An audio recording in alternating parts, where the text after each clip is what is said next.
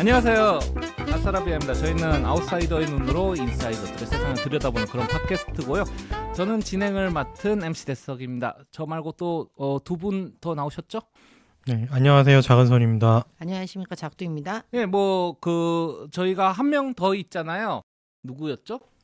누구였죠? 쓰레빠짱. 쓰레빠짱. 저희가 쓰레빠짱이라고 있었는데 12월 중순까지는 좀 바쁘실 것 같다네요. 수능이 끝나도 그 위에 뭐 논술이라든가 그런 거 있어가지고 네. 예, 그 뒤에 합류를 하실 것 같고요. 저희가 그 사이에 간극을 열심히 메꾸도록 하겠습니다.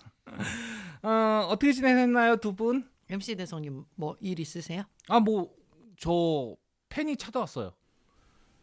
네, 넘어가죠. 왜? 네. 아니 네. 그러니까 축하합니다. 네. 네. 쉬는 시간에 우리 반 학생 와서 자기 친구가 저 너무 팬인데 옆 학원 다닌다. 지금 선생님한테 사인 받으려고 와 있다 해가지고 그냥 팬인가 해서 쫄래쫄래 나갔죠. 쫄래쫄래 나갔는데 아니 진짜 팬이더라고. 보는데 얼굴이 새빨개지더니 너무너무 막 좋아하는 거예요. 그래가지고 제가 할게요, 그냥. 네. 왜 남이 하던 말을 아니, 그래서 이렇게 팬들이 찾아올 때마다 뭔가 죄책감이 듭니다. 마지막 그 유튜브 자료 올린 게 한 달 전인데 새로운 또 힘을 내 가지고 창작 활동에 힘을 써야 되지 않을까. 네. 자, 아니 이번 주 지난주 그 편집 권한을 안녕하세요. 지난주에 이어서 이번 주도 팟캐 편집을 맡게 된 MC 대석입니다. 작두님의 사정으로 저한테 부탁을 했는데요. 저한테 유리한 것만 남길 거예요. 저는 스마트워치를 드디어 하나 샀습니다. 지금 차고 계시네요. 예. 네. 여기. 음. 그러니까 원래 관심이 없었는데 음. 제 친구가 이걸 하고 막 계속 운동하고 이러고 돌아다니는 걸 보니까 갑자기 관심이 생겨서 비싼 건 못 사고요. 비싼 건 엄청 비싸더라고요. 뭐 애플워치나 갤럭시는 한 3, 40만 원 돈 하더라고요. 그래서 그런 건 못 사고 가성비 끝판왕이라고 불리는 샤오미 워치를 하나 샀습니다. 83,000원. 그러면 뭐 목적은 좀 건강 관리를 위해서 사신 네, 거예요? 뭐 운동 기록 이런 것도 하고요. 뭐 보니까 수면 체크도 해주고 깊게 자는지 뭐 언제 뭐 깨어나는지 이런 것도 다 나오더라고요. 뭐 산소 포화도 등등 뭐 심박수, 스트레스도 어느 정도 지수 체크하고 그래서 괜찮을 것 같아서 뭐 시계도 되고 해서 괜찮을 것 같아서 한번 사봤습니다. 그러니까 이게 운동하는 사람한테는 정말 쓸모가 있더라고요. 자기 매일 운동량이라든가 이런 거 체크하고 뭐 수면량 체크하고 와서 좋은데 운동을 안 하는 사람한테는 막상 쓰려면 기능이 별로 쓸 수 있는 게 그렇죠. 카카오톡 알림 정도 있는 정도로 쓰게 되더라고요. 이게 뭐야? 어쨌든 사실 운동 기능에 좀 특화돼 있어서 아무래도 이 스마트 밴드라든지 스마트워치는 그런 분들 아니고선 사실 의미는 없는 것 같아요. 그래서 저도 운동을 이제 많이 열심히 하는 스타일은 아니었는데 일단 이걸 사고 나니까 좀 더 해야겠다는 마음도 들고요. 이게 자꾸 보여주니까 재미가 약간 붙는 것 같아요.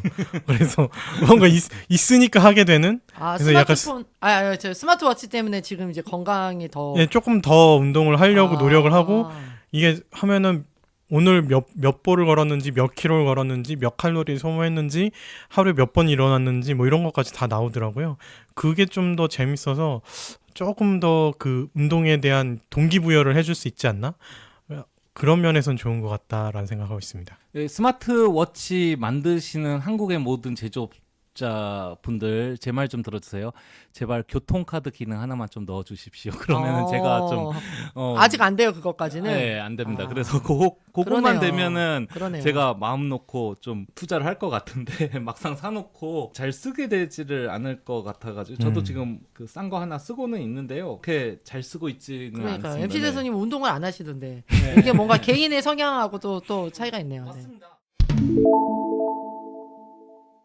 오늘은 제가 좀 해보겠습니다. MC 대석의 AS.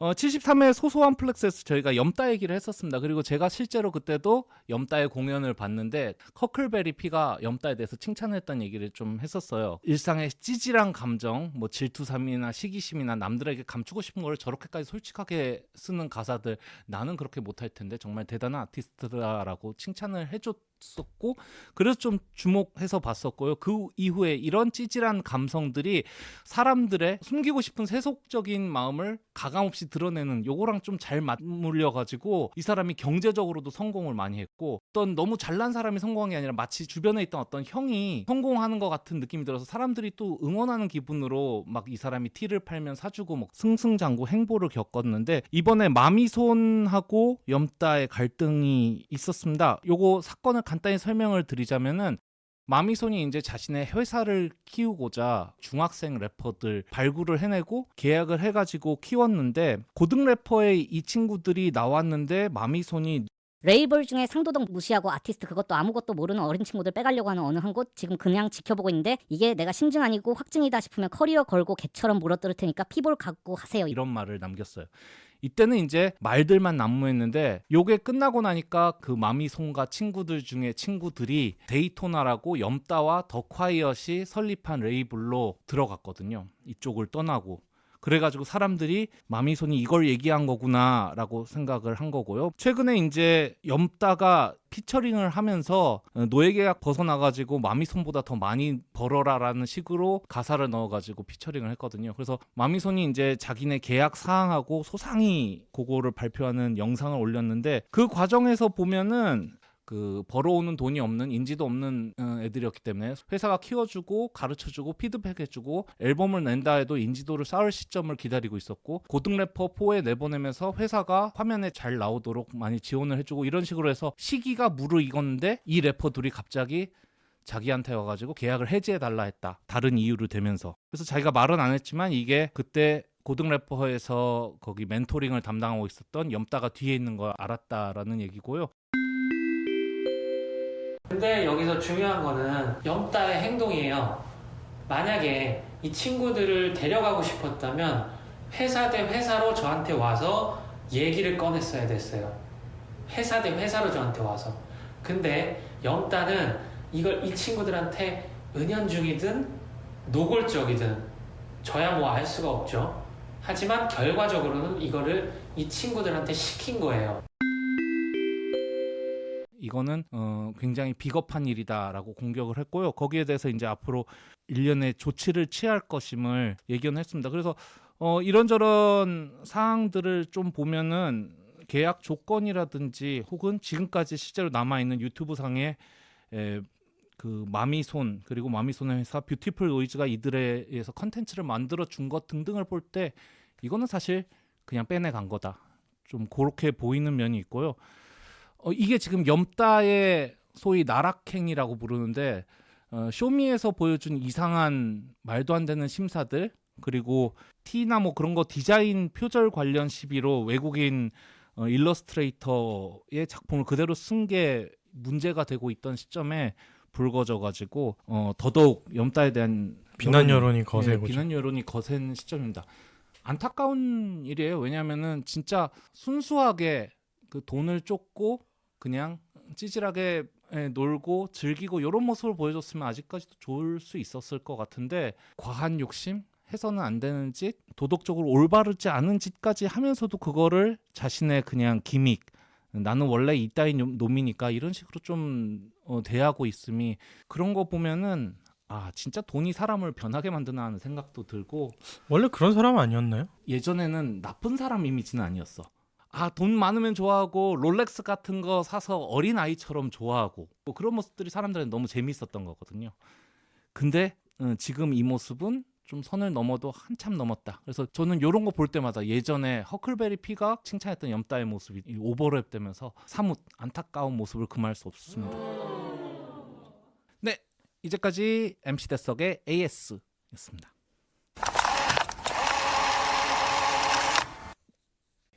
오늘의 주제는 육체노동 쪽에 대한 얘기를 좀 해보겠습니다. 2015년의 일인데 기억하실지 모르겠어요. 유튜브에서 수학 강사로 굉장한 미모를 지니고 계신 주예지 씨가 7등급은 공부 안 한 거다. 그렇게 할 거면은 찡 하면서 이렇게 몸짓을 하면서 용접 배워서 호주 가야 된다. 막 그런 말을 해가지고 난리가 났었어요. 막 그 노동자 폄하했다고. 그 당시에 막 사과하고 그랬었는데 2021년도로 오면 또 윤석열 씨가 손발 노동은 아프리카나 한다 해가지고 맞아요. 아 그런 말도 그건 못 들었는데. 맞아요. 그것도 아. 유명한. 네. 그래서 그 계보를 충실히 아주 이어가고 있어요. 이어가는 네. 이어가는 호주가 네. 아프리카로 바뀐 거긴 네. 한데 더 심해졌네요. 호주는 오히려 잘 사는 나라인데. 그러니까요. 아이고 저도 참 정치인들 얘기는 아예 하고 싶지가 않습니다. 저희가 이제 팟캐스트지만 아무래도 저희들 성향상 대선에 대해서 직접적으로 얘기를 하게 될 가능성은 별로 없다고 보는데요. 뭔가 이런 거 자료 조사하면 꼭 한마디씩 걸치네요. 그래서 사실 노동, 특히 몸을 쓰는 노동은 아직까지도 우리나라에서는 조금 천시받는 경향들이 있습니다. 막노동이라는 막을 붙이는 말이 있고요. 거기서 더 나아가서 노가다라는 말도 있고 노가다꾼 뭐 이런 말들이 다 천시의 의미를 지니고 있죠. 그것이 이제는 좀 바뀌고 있지 않은가, 혹은 바뀔 때가 되어야 하지 않은가, 그런 생각으로서 준비해본 오늘의 주제라고 보면 되겠습니다. 그런데 저는 그런 15년에 있었던 7등급이면은 용접배워서 호주 가라. 그래서 거기서 욕한 사람들 이율배반적이 아닌가 싶어요. 대부분 욕한 사람들도 블루칼라 천시하고 무시하는 경향이 있을걸요. 뭐 대부분 학생들이었을 텐데 그 당시 있었던 사람들은 네, 자기들도 다 화이트 칼라 대기업 가서 아니면 공기업 가고 잘 먹고 잘 살길 원했던 사람일 텐데 모르죠. 잘 됐다 싶어가지고 욕한 게 아닌가? 네, 뭐 그래서 우리나라는 사실 법적으로 노동이란 말이 없습니다. 신기하죠? 노동자들이 이렇게 많고 사람들이 다 노동을 하면서 하는데 법적으로 노동이란 단어를 쓰질 않아요. 근로라는 단어로 쓰고 있죠. 이게 이제 예전에 노동자 탄압과 이 뭐 노조를 없애기 위한 그런 많은 이제 작업들이 있었는데, 그런 가장 큰 게 노동이란 말 자체를 못 쓰게 한 거예요. 그래서 지금도 근로라는 말을 쓰고 있고요. 노동자의 날이라고 부르는 5월 1일을 근로자의 날로 법정으로 지정을 해놓고 있습니다. 왜 근로라는 말을 쓰면 안 돼요? 근데 저도 좀 근로라는 말이 기본적으로 이제 일제시대 때부터 나왔던 말이고요. 근로라는 말이 약간 개념이 다르다고 하네요. 노동은 내가 땀 흘려 일해서 뭔가를 대가를 받는다인데, 근로는 누군가 밑에서 열심히 근면하게 뭘 해줘서 빌어먹고 산다, 이런 느낌의 그런 단어를 썼다라는 얘기를 전 들었었어요, 예전에. 노동이란 단어는 일단은 약간 낙인 찍은 거죠. 노동조합? 그러면 빨갱이. 부정적인 이미지로 더 씌워서 절대 노동이란 단어를 아예 못 쓰게 뭐 그렇게 했다라는 얘기를 좀 들었었습니다. 그래서 그걸 먼저 말씀드리고 싶었었어요. 아까 이제 말씀하신 이제 근로가 사용자의 개념에서 일을 하는 사람들을 바라보는 의미가 강하고, 네, 노동자는 그 노동이라는 행위에 좀 더 집중되는 게 강하고, 말씀하신 것처럼 우리나라에서는 노동 운동 이런 것들과 정부의 탄압 이런 것들이 얽혀져서 정부가 못하는 것도 있었지만 사람들 입장에서도 이제 그 노동 운동은 빨갱이가 해, 약간 이런 것들이 내면화돼서 노동이라는 거 자체에 너무 이렇게 또 알레르기 반응을 보이는 경우도 있는 것 같아요. 이게 너무 또 진중한 이야기고 너무 좀 투쟁을 해야 될 것 같고, 약간 이런 것 때문에 또 노동이라는 개념을 쓰는 거에 대한 약간 거부감이 있지 않나라는 생각도 들긴 하네요. 네. 제가 이제 영국에 있을 때는 거기서도 물론 작업복 입은 사람들에 대한 사람들의 시선이 완전히 똑같지는 않겠지만, 그래도 보면은 흔히들 하는 말 중에 하나가 포스트 그래주에이트, 석사 과정을 나와서 봤더니 배관공, 플러밍을 하는 것보다 받는 돈이 적더라. 그래서 끝낼 쯤에 포기를 하고 배관업을 배워가지고 배관 일을 시작했다. 그쪽이 배관업 같은 것들이 굉장히 페이가 센 걸로 알고 있거든요. 뭐 그런 식의 얘기들을 굉장히 흔하게 듣는 그런 일들이 많았었는데, 이런 것들이 이제는 우리나라에서도 조금은 기미가 보인다고 합니다. 요거 그렇죠, 맞아요. 작두님이 간단히 어떤 것들이 있는지 얘기를 좀 해주시겠어요? 우선 MC 대성이 말씀하신 거에 덧붙이면은 영국에서는 교수보다 배관공이 더 돈을 많이 번다라는 말이, 교수보다도. 그렇죠. 이렇게 쏠쏠찮게 얘기하고, 또 어떤 면에서는 그래서 또 어떤 영국 문화나 뭐 미국은 뭐 어떨지 모르겠지만 미국도 배관공이 꽤 고소득으로 알려져 있는 걸로 모르겠어요. 그 옛날 집들 많은 그러니까 데가 배관이 엉망이야. 그래가지고 일이 그리 쉽지가 않아요. 아니, 그리고 기본적으로 그 인건비가 또 굉장히 높으니까. 세고 높고 네. 그래서 그런지 모르겠지만 대학가에서도 이 교수분하고 청소 노동을 하시는 분이 서로 동등한 노동자처럼 이렇게 인사하고 하는 경우들이 종종 많이 일어나거든요. 그렇죠. 예, 맞아요. 우리나라에서는 볼 수 없는 그런 좀 네, 이 한쪽이 깍듯이 인사를 네. 하는 이런 게 없죠. 그렇죠. 네. 희한한 또 풍경이긴 합니다. 네, 그런 게 보면 되게 신기해요. 네, 그렇죠. 오늘 사실 이 주제를 이야기를 하면서 가져왔던 이제 기사가 2021년 11월 5일에 나오는 이제 중앙일보 기사인데요. 월 수입 500. 목수 도배사 해녀 MZ 세대가 이제 몸 기술에 빠졌다라는 내용으로서 뭐 19살인 어떤 분이 이제 3년차 목수로서 이제 일을 하게 된 이제 과정들 이야기하면서 물론 첫 해에는 좀 급여를 잘 못 받긴 했지만 이제 어느 정도 이제 경력이 쌓이고 나서 11만 원 정도 일당 받는 그 시공팀의 막내로 이제 성장한 이야기. 그러면서 목수라는 것이 생활에서 가장 중요한 이제 집을 짓는 기술자이자 예술가이다. 직업에 대한 이제 사회의 편견을 깨고 싶다라고 이야기한 케이스에 대해서 좀 이제 다루기도 하면서 이제 다른 이제 특히 지금의 이제 젊은 세대들이 육체 노동을 기반으로 한 이제 노동에 진출하고 있는 모습들을 그리고 있습니다. 그래서 도배사로 일하는 그 어떤 한 이제 청년 이화외고와 연세대 사회복지학과를 졸업한 후 2년간 사회복지사로 일하다가 이제 사표를 내고 도배 기술을 익힌 이런 경우도 나오고 있고 그리고 요즘 뭐 유튜브에 좀 뭐 요즘 해녀라는 유튜브 채널로 활동을 하고 있다는데요. 그 최연소 해녀인 분의 이제 이야기도 다루면서 요즘에 이제 이 젊은 친구들이 우리가 예전에 생각하던 어떤 직업에 대한 어떤 편견을 깨고 네, 육체 노동을 하는 그리고 또 이런 육체 노동을 전문가의 영역으로까지도 이제 개념을 좀 탈바꿈해서 인식하는 이런 이야기들을 나누고 있습니다. 보통 기사에서 나왔던 네네. 육체 노동들이 기술이 필요한 육체 노동들이죠. 사실 그냥 단순 노동이라기보다는 뭔가 기술이 있어서 그걸 장인까지 올라갈 수 있는 기술이면 더 좋은 거고 아니면 기본적으로 최소한의 기술이 필요한 그런 내용들의 육체 노동이라고 보일 수 있겠네요.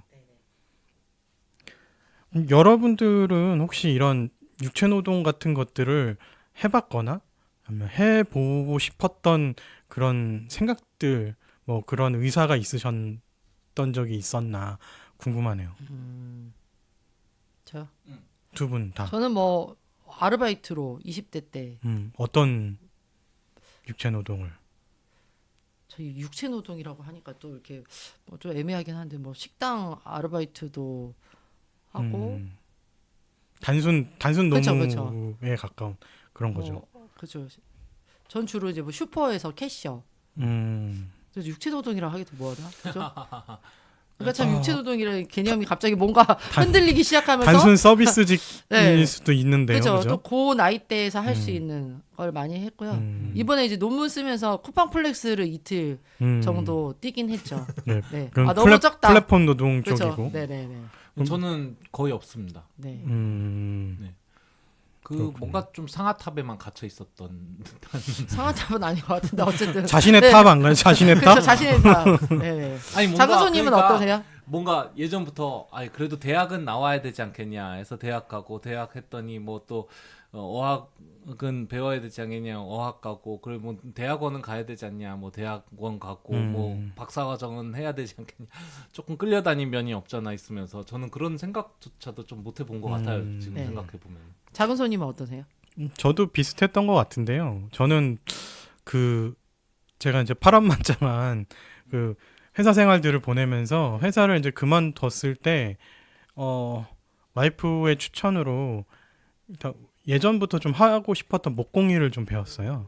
뭐 그걸 전문적으로 하기보다는 취미식으로 배우려고 했던 건데 이 땀 흘려서 뭔가를 만들다 보니까 좀 재밌기도 하고 보람도 되게 있고 내 적성이 이렇게 머리를 굴려서 하는 그런 쪽도 할 수 있겠지만 오히려 이렇게 내가 몸을 직접 쓰면서 뭔가를 해내는 이런 거에 더 맞구나라는 생각이 좀 들었었어요 그때. 그래서 내가 조금 더 센스가 있었으면 이쪽으로 나가면은 어땠을까 이런 생각을 그때 좀 아쉬워했죠. 센스는 사실 좀 없는 편이라 그냥 우직하게 만드는 건 하는데 뭔가 남들이 봤을 때 근사하고 뭐 이런 그런 디자인적인 센스나 창의력이 좀 부족해서 그렇게 하진 못했는데 지금도 가끔 필요한 것들 와이프가 주문하면 만들기도 하고 근데 그때마다 재밌고 보람 느낍니다. 그래서 그런 기술이 있고 센스가 있으면 그런 걸 한번 해보면서 살면 어떨까 이런 생각은 계속 하고 있어요. 그러니까 보면은 저희 누나 같은 경우에도 대학 다음에 대학원 간 게 아니라 대학을 다시 갔거든요. 그러니까 그 원래 보건교육과 나왔는데 뭐 좋아서 간 게 아니라 그냥 대학 맞춰 간 네, 거였어요. 점수 맞춰가는 네, 거죠. 이대를 가고 싶어가지고 음. 보건교육과를 갔다가 거기 나오고 나서는 휴먼 리소스스 매니지먼트 인력 관리 그 인사과 들어가는 거 그거를 또 그쪽에서 다시 대학부터 1학년부터 전공을 했거든요. 그러니까 보면은 대학을 다시 들어가는 거는 오케이다 이거야 이 한국에서.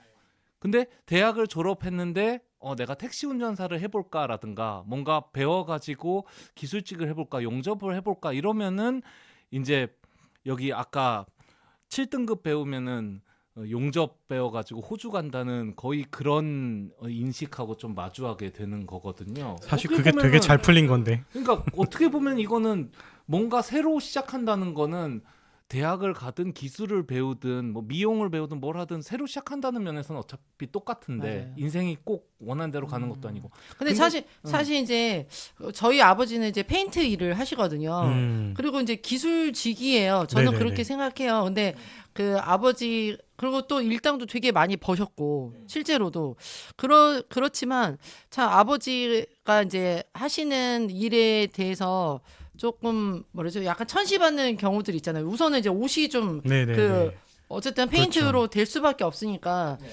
하지만 그럼에도 불구하고 아빠는 아빠의 기술에 대한 어떤 자부심도 있고 돈도 많이 이제 기술이 있기 때문에 굉장히 많이 이제 하루에 버시고 그리고 아무나 할 수 없는 거잖아요. 그래서 이 일을 사실 물려주고 싶어 했어요 아버지는. 네. 그래서 이제 어차피 알고 있는 사업체들도 있고 하니까 만약에 자식들이 이거를 물려받고 하면은 내가 이제 기존에 거래하던 업체들을 네가 하면 되니까 그렇게 했는데 동생하고 오빠는 이제 안 하겠다고 한 거죠. 그 중에 이제 이유 중에 하나가 이제 동생하고 얘기를 해보니까 동생이 그 얘기를 하더라고요.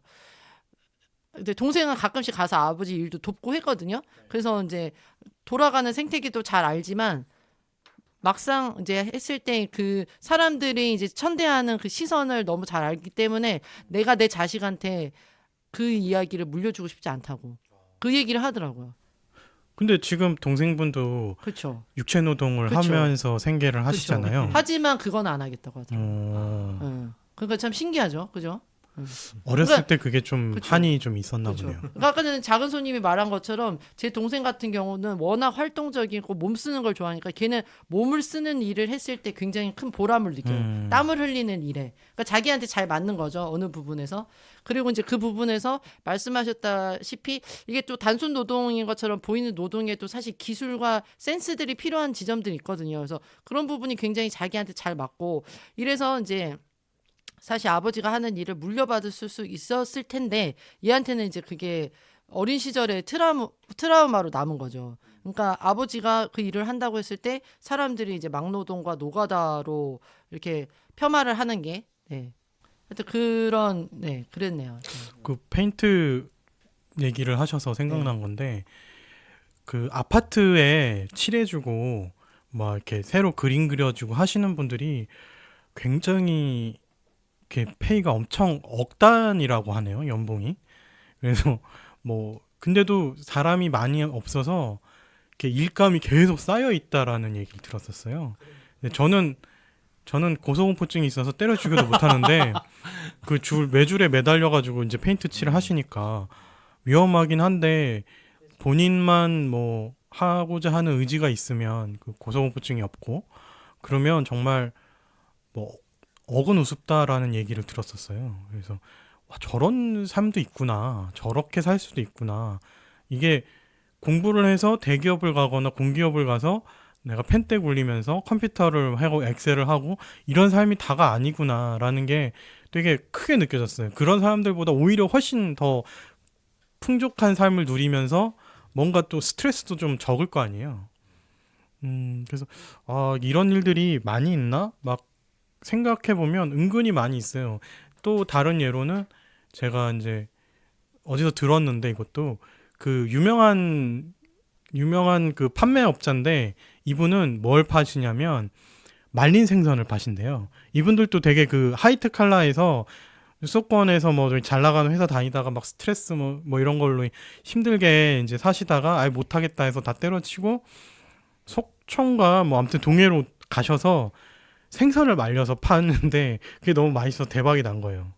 그래갖고 꽤 이제 부도 일구고 행복하게 뭐 이렇게 자기 삶도 이제 시간도 마음껏 조절하면서 일할 때 일하고 쉴 때 쉬고 이렇게 사신다 이런 얘기도 들었고요. 그래서 그런 얘기들을 많이 들으면서 저도 지금의 이제 저도 좀 다른 일을 하고 있긴 하는데 이건 육체 노동 플러스 자영업 정신노동 예, 같이 뭐 같이 함께. 섞인 네네. 거긴 한데 네. 약간 그런 용기도 얻었던 것 같아요. 이런 얘기를 들으면서 그렇게 할 수 있구나, 다르게 살 수 있구나 나도. 예.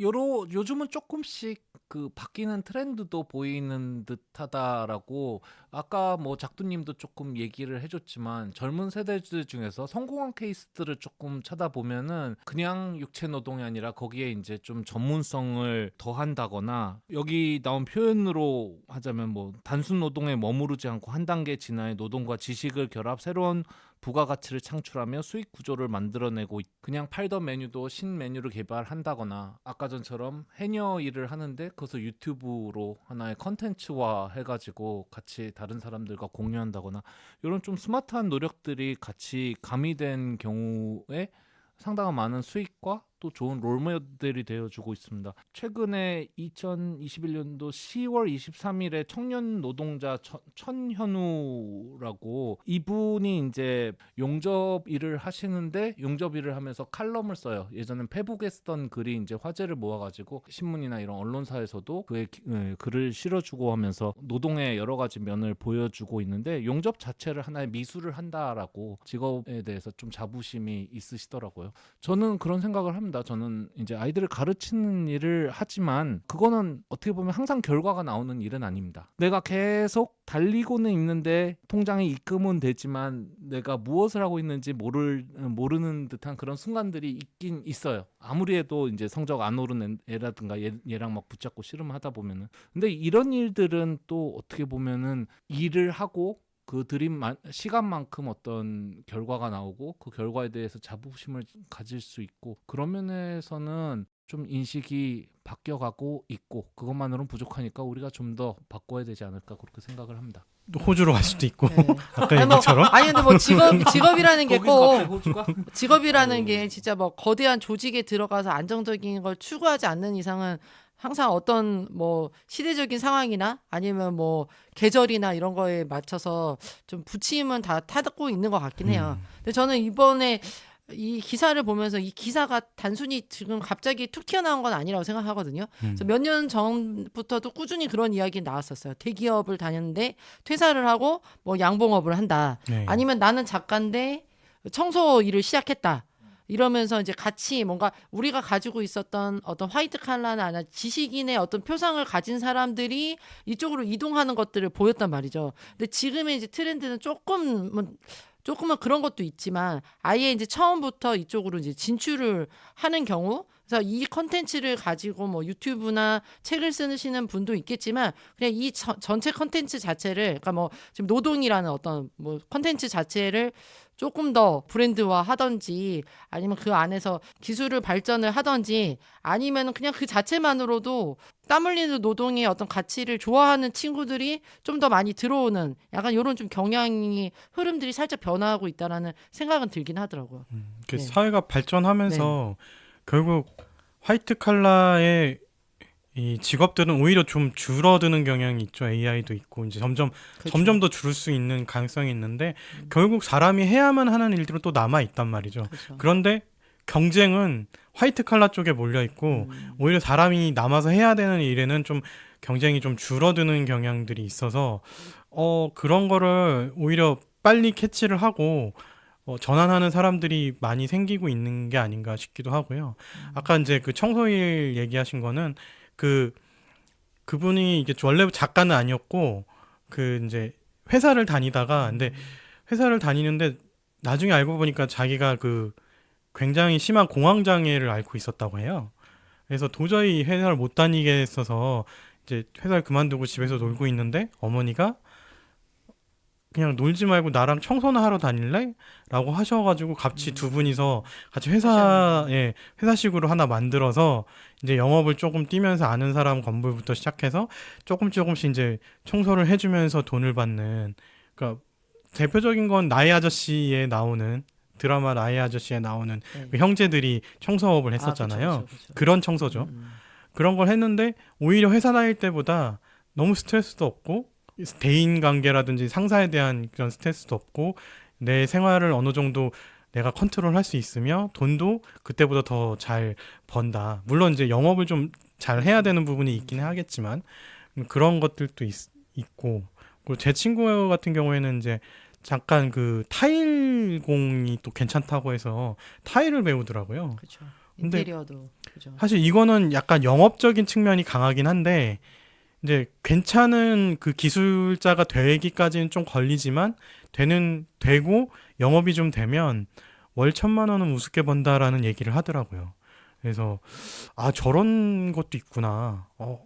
어떻게 저는 타일공이라는 게 있다라는 거는 그 인테리어를 할 때만 그때 잠깐 보는, 아니면 그냥 인테리어 업자한테 맡기면 그 사람이 부르는 사람이니까 전 보지도 못하는 사람인데 전혀 내가 모르는 세계에 저렇게 돈을 잘 벌고 그냥 자기 삶을 그렇죠. 나보다 더 잘 버는 1,000만 원이면 뭐 이런 그리고 또 생각이 들더라고요. 전문 어떤 기술을 또 이제 가지고 있고 이런 분들이 사실 있죠. 근데 사실 지금 우리나라에서는 그런 모든 노동들이 이렇게 좀 하나에 이렇게 뭉텅그려져서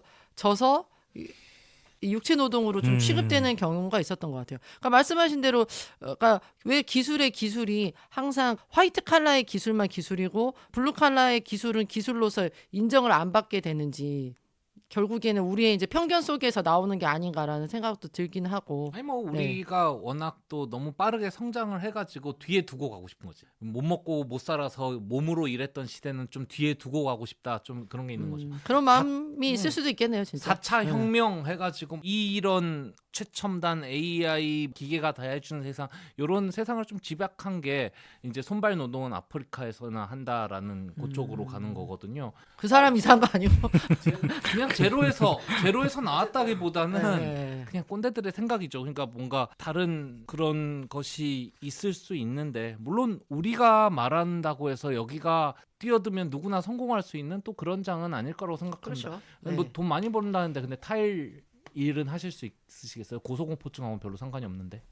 네, 타일은 저는 나중에 뭐 다 망해가지고 하면 다 방해해야 한다. 지금 사업은 지금 사업은 일단은 뭐 하고 있으니까 이걸 접을 수는 없잖아요. 지금 사업이 안 되면은 저는 다양한 것들을 한번 해보고 싶긴 해요. 해보고 싶은 것들은 많이 있어요. 근데 뭐든지 이제는 몸을 써서 잘하는 건 모르겠는데 몸을 써서 하는 거는 뭐 좋을 것 같아요, 저는. 그래서 많은 부분에서 저희들은 어떤 아직까지 남아있는 편견하고는 싸워야 될 테고요. 그렇게 해도 또 무조건 성공한다는 보장은 없으니까 그런 쪽 분야에 대해서 잘 알아보고 뭐 그렇게 해야 될 건데, 뭐 적어도 가능성은 열어 놓을 수 있고 편하게 그것을 하나의 나의 목적 중에 하나로 생각할 수 있는 뭐 시대가 왔으면 좋겠네요. 그러니까 청소년들 보면은 저희 때를 보면은 뭐 예를 들어서 공고 간다 하면은 공돌이라고 부른다거나 그런 시대가 있었거든요. 근데 지금은 특성화고라는 말이 생겼고 누가 그쵸. 특성화고 간다고 해서 너 공부 되게 못하는구나 그렇게 얘기하지는 않습니다. 되고 싶은 게 아주 확실하구나라든가 뭐 그런 쪽으로 보겠죠. 이제는 그런 면에서 많은 변화가 이루어졌으면 좋겠네요. 결국은 이게 지금 우리가 얘기했던 그런 노동들이 약간 자영업스러운 노동에 가깝지, 네네. 이런 회사 밑에서 이제 하는 노동들은 예를 들어 회사에 소속된 네, 청소 노동 뭐 이렇게 그런 거, 네, 회사에 뭐 하청 청소 하나 노동 건너서. 아니면 회사에 소속된 그렇죠, 용접일 이러면 확실히 대우가 그렇죠. 뚝 떨어지는 것 같아요. 맞아요, 네. 맞아요. 그래서 사람들의 전체적인 인식 자체가 노동에 대해서 천시하고 더럽고 돈도 못 벌고 힘들기만 한 것, 이렇게 돼 있는 것 같아요. 그렇죠. 멀리 뭐 조선 시대부터 유교 시대 산업공상부터 이게 시작한 건지는 모르겠는데 그런 인식도 그렇고 실제로 공고 나와서 갈 수 있는 데는 정말 월급 200만 원 겨우 받는 그런 되게 열악한 금속 깎는 되게 막 저기 청계천에 있는 그런 조그만 철공소들 뭐 이런 느낌이니까 그런 거를 좀 뛰어넘는 뭔가가 좀 필요하지 않나. 근데 두 맞는 것 분은 같아요. 네. 자녀들이 있으시니까 네. 내 자녀가 내 자식이 이제 육체 노동을 해서 먹고 살겠다. 나는 내 꿈이 이거다라고 하면 어떨 것 같으세요? 걔네들 인생이라. 저는 뭐 음. 네 인생 네가 살아. 작두님은 저도 뭐 네. 그럼 다 네. 그런 거에 대한 편견은 없으신 그렇죠. 거고. 네. 그러니까 뭐 이게 좀 착한 사람 컴플렉스일 수 있는데 우리가 이런 거를 또 맨날 마이크를 붙잡고 입 바른 소리를 하는 입장에서 또 우리 안에 있는 편견이 있다고 할지라도 아마 아주 솔직하게 드러내지는 못할 것 같다는 생각은 합니다. 근데 뭐 지금 생각해서는 못할 건 뭐 있나 뭐 그렇게 생각이 드네요. 저는 어렸을 때 제가 회사를 다니고 대기업을 다녔을 때는 당연히 그 인식이 좋기 때문에 제 자식도 당연히 이런 코스를 해서 이렇게 해서 잘 나갔으면 좋겠다라는 생각들을 많이 했는데 엘리트 코스? 뭐 그렇죠 일종의 대학까지 정규 교육을 받고 네. 네. 뭐 대기업에 대기업 입사하는? 가거나 네. 뭐 공기업 가거나 당연히 그게 좋은 삶이라고 생각을 했었던 것 같아요. 근데 이제 많은 일을 겪기도 했었고 어느 날 그런 프로를 봤어요. 근데 어느 그 강연자가 나와서 교육에 대한 강연이었는데 지금 애들을 교육을 막 시켜갖고 인류대학에 보내고 그 뒤에 이제 뭐 대기업을 하고 계산을 해보자. 내가 얘를 학원 뺑뺑이를 돌려서 이렇게 대학까지 보내고 대학을 끝마치는데 드는 돈이 1억에서 1억 5천만 원이다.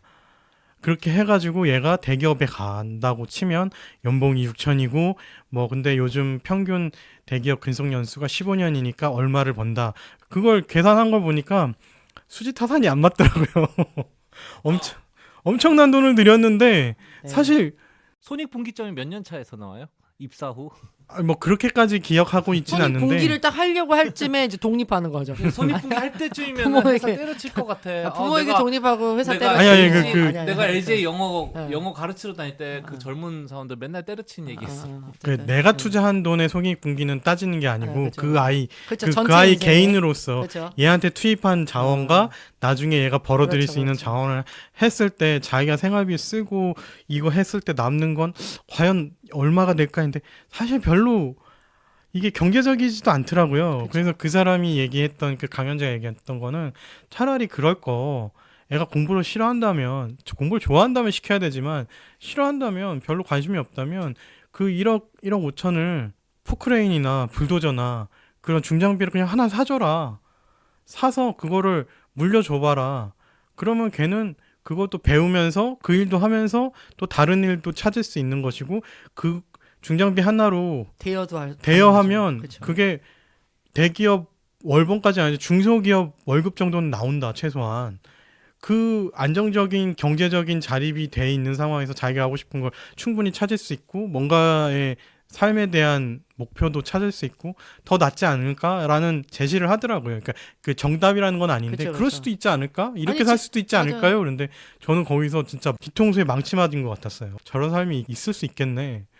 나는 왜 저런 생각을 하지 않았을까? 이런 생각들을 하게 되더라고요. 그래서 저희 그 사람은 아이한테 중장비 사줬대요. 갑자기 궁금해지네. 아니 뭐, 근데 그렇게 아니 근데 진짜 아니 제가 예전에 그 같이 저랑 일했던 제 직원 중에 한 분의 아버지가 실제로 중장비를 대여하시고 중장비로 기술 가지고 하신 분이셨거든요. 그래서 그 이제 어떻게 이제 돌아가는지 얘기를 들어보니까 수입이 되게 괜찮더라고요. 네. 그래서 이제 그런 이야기를 이제 접해서 알고 있었기 때문에 그렇게 뭐 그럴 얘기는 아닌 것 같고, 그러니까 요즘에 이제 아니, 진짜 따지는 게 아니라 아니 요즘에 지금 말씀하신 대로 이제 대학 등록금들이 정말 비싸지고 있잖아요. 이제 억대가 되죠. 이제 그렇죠. 거의. 비싼 거에 비해서 나오는 건 별로 없고 그래서 그래서 진짜 그런 현실적으로라도 생각을 돌리는 방향으로 나오고 있는 것 같기는 해요. 근데 그럼에도 불구하고 마지막에 이렇게 딱 가리는 거는 결국에는 이제 사람들이 바라보는 편견인가요? 저희가 그 앞서도 얘기했지만 왜 대학 교수와 청소 노동자가 동등한 노동자로서 인사를 서로 나누지 못하는지 모르겠다. 요즘에는 또 바뀌었나요? 모르겠네. 안 바뀌었죠. 안 바뀌었겠죠? 요즘 그래요. 서울대 청소 노동자 처우도 서울대 그렇고. 청소 노동자는 그 교수가 죽진 않잖아요. 아니 그러니까 뭐 그 노동 환경을 떠나서 그렇게 노동자는 떠나서. 그렇게 서로 좀 인간적으로 존중하는 관계를 어쨌든 둘의 일터잖아요. 일터가 똑같은 공간이잖아요. 그 공간에서 그런 게 일어나나 하는 게 조금 궁금해지긴 하네요. 네. 그래서 결국에 막 가로막는 건 그건가? 그러니까 제가 이제 주변에서 듣는 육체 노동 하시는 분들도 수입들이 꽤 괜찮으시거든요. 그런 거에 대한 자부심이 있어요. 기본적으로. 그런데 왜 이제 사람들이 굉장히 뭐 불쌍하게 여기고 뭐 이런 시선들이 있긴 하지만 나 돈 벌 만큼 또 벌어. 이런 얘기를 되게 자부심 있게 하시는 분들도 있거든요. 네. 마지막에 이제 결국에 이제 막는 거는 그런 사회적인 편견. 사회적인 편견인가?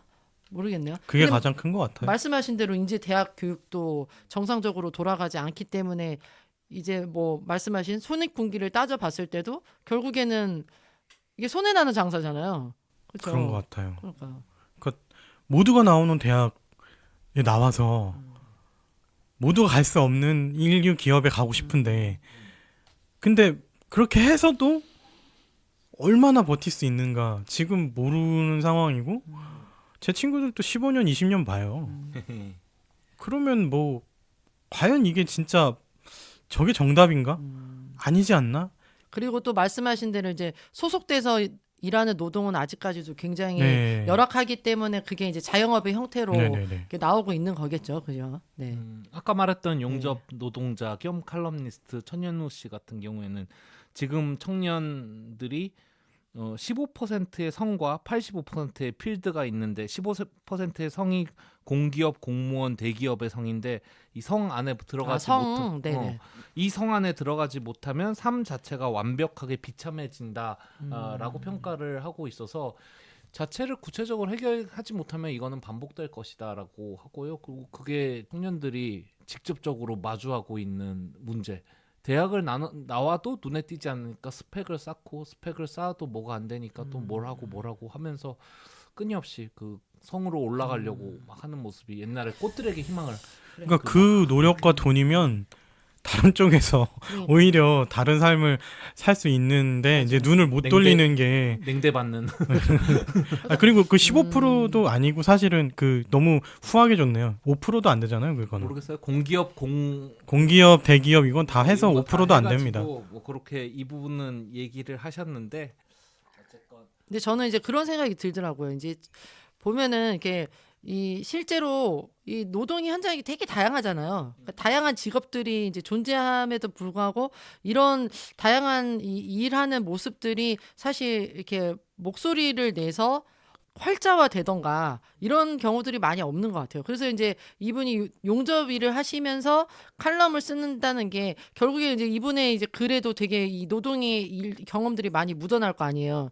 그러니까 이런 면에서 되게 저는 좀 긍정적이라는 생각이 들긴 하네요. 왜냐하면 결국에 이 목소리를 활자화시키는 사람들은 또 다시 보면 또 지식인이란 말이에요. 그리고 또 이제 그런 걸 바라보는 사람들이 뭐 예를 들어 이제 40, 50대에 어떤 활자화를 만드는 사람들의 목소리들이 많은 부분 되게 대학을 중심으로 해서 이제 일어나는 경쟁이나 이런 사회에 조금 더 많은 초점이 맞춰져 있지 않나라는 생각이 들긴 해요. 그렇기 때문에 또 사람들이 더 모르고 또 모르겠어요. 항상 우리가 이제 어떤 면에서는 경쟁하는 사회 이런 이야기들을 많이 하는데 그들이 말하는 경쟁과는 또 다른 삶을 살고 있는 분들이 굉장히 많은데 그런 목소리들은 좀 많이 부각되지 않지 않나. 아까 전에 막 중장비 얘기도 하셨지만 이제 저 같은 경우는 그 친구를 통해서 아버지의 중장비 이야기를 들었기 때문에 굉장히 이렇게 낯익게 느껴지는 면이 있잖아요. 이런 것처럼 좀 더 이렇게 많이 또 뭐 활자되거나 아니면 콘텐츠화되거나 유통돼서 다양한 직업들의 존재들이 좀 나와야 되지 않을까라는 생각도 들긴 하네요. 대부분의 방송에서도 사실 나오는 직업들이 좀 폼나고 네네. 멋있는 직업들, 그렇죠. 네. 사자 직업들 아니면 뭐 대기업, 뭐 은행 이런 위주로 나오잖아요. 그런 행태도 양태도 좀 바뀌어서 정말 이런 다양한 직업군들 이런 일을 해도 너희들이 충분히 먹고 살고 꽤 괜찮은 부를 누리며 살 수 있는 이런 컨텐츠들을 소개해 주는 게 방송의 의무가 돼야 되지 않을까? 이런 생각도 좀 듭니다. 뭐 쉽진 않을 네, 거예요. 그쵸. 남이 네. 가지 않는 길을 간다는 거니 그쵸. 뭐 네. 쉽게 하겠습니까? 그렇죠.